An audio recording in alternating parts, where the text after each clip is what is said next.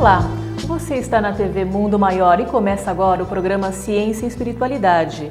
Hoje o nosso tema é a visão espiritual do câncer. Olá, amigos do Ciência e Espiritualidade. Hoje nós vamos falar sobre o câncer e sobre a visão que o espiritismo, a espiritualidade tem dessa doença. A palavra já é uma palavra que agride, porque o câncer tem significado ao longo do tempo a morte, a finitude, que é uma coisa que assusta a nossa cultura ocidental, e o câncer fala também de culpa, né, de punição. É óbvio que ninguém gosta de ouvir nenhuma dessas duas palavras, o fim da vida ou culpa e punição. Mas será que o câncer significa isso? Será que o câncer significa só isso? O que será que tem por trás dessa dificuldade, dessa provação que tantos de nós são obrigados a enfrentar no final de suas vidas? Ou às vezes, hoje em dia, já podemos falar, nem tanto no final de suas vidas.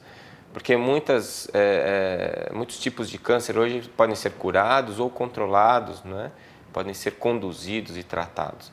Então, a nossa ideia hoje no programa é discutir um pouquinho sobre esse assunto para procurar desmistificar a palavra e fazer com que nós tenhamos, quando somos obrigados a enfrentar isso em nós mesmos ou em nossas famílias, nós temos mais recursos para enfrentar o problema com uma ideia que transcende a ideia materialista. Essa sim faz com que a doença se transforme em algo desesperador. Vamos à nossa entrevista? Eu espero que vocês gostem. O nosso tema de hoje é a visão espiritual do câncer. E para falar sobre o tema, estamos aqui com o Dr. Flávio Milori Cosentino. Ele é pediatra e participou no ano passado sobre uma jornada com esse tema, a jornada do Grupo de Estudos de Medicina e Espiritismo da Faculdade de Medicina de Santos. Bom, doutor Flávio, muito obrigada por estar aqui no Ciência e Espiritualidade, trazendo um pouquinho dessas informações que você apresentou na faculdade para o público de casa.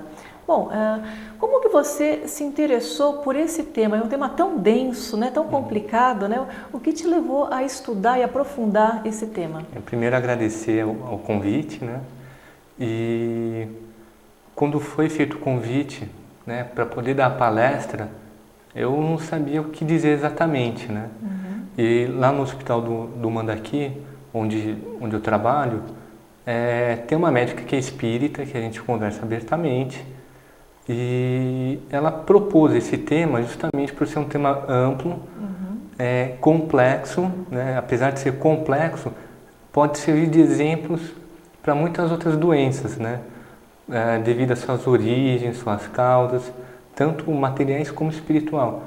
Aí eu estudei, ela me prestou alguns livros, a gente vai perguntando para um, para outro, para poder montar uma palestra e poder entender. E daí você consegue entender várias outras doenças, Você comentou, que essa palestra que você deu para estudantes, de medicina, não só estudantes de medicina, mas também outros profissionais de saúde que se interessam pelo tema. Foi um beabá, como introduzir esse tema, da visão espírita em uma doença tão complicada. Bom, o que a gente pode falar então para o povo de casa tentar entender um pouquinho mais sobre o câncer e uma visão mais espiritualizada? Bem, como toda doença, ela começa no perispírito, E essa origem, as possibilidades são diversas, Ou como algum problema reencarnatório, de algum problema que você traz nas encarnações anteriores, que ficam marcados no perispírito e eclodem no corpo físico na determinada encarnação.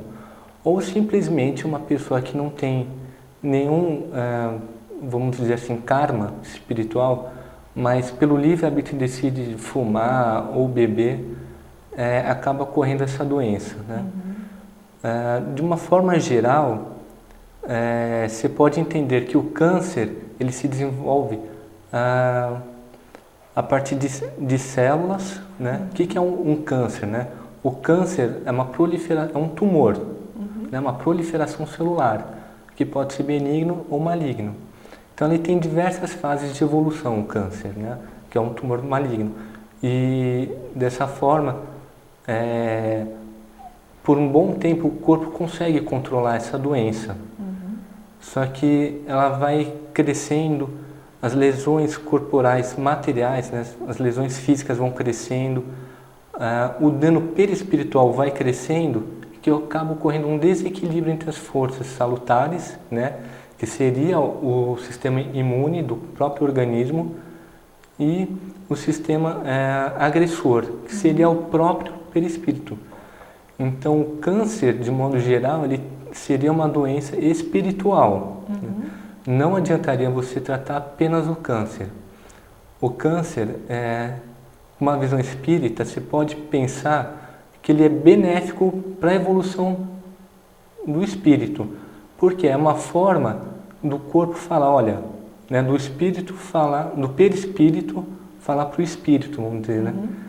Olha, o que você está fazendo está provocando o próprio mal a você mesmo, né?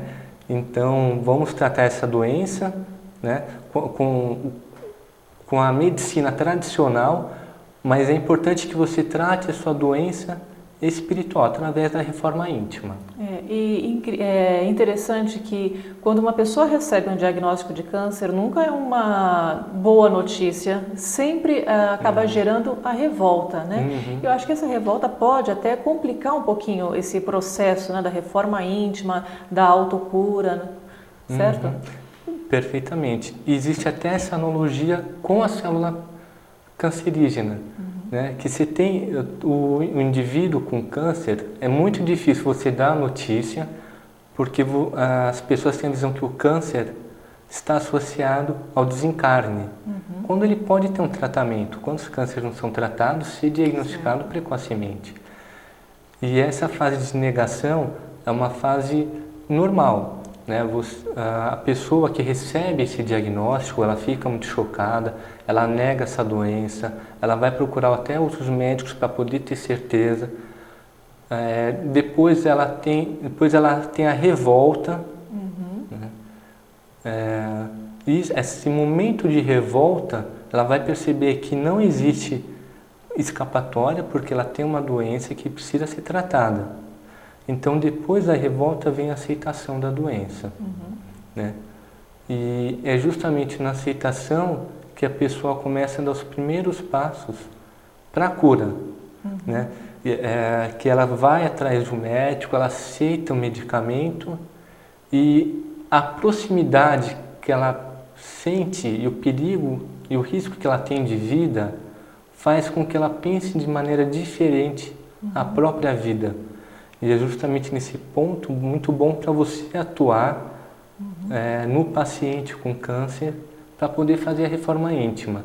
Por mais que seja um câncer em estágio avançado, nós médicos, a gente precisa pensar que é só um momento da vida, diante de tantas vidas, que no futuro ela vai poder se regenerar e tratar essa doença perispiritual nela. Com certeza.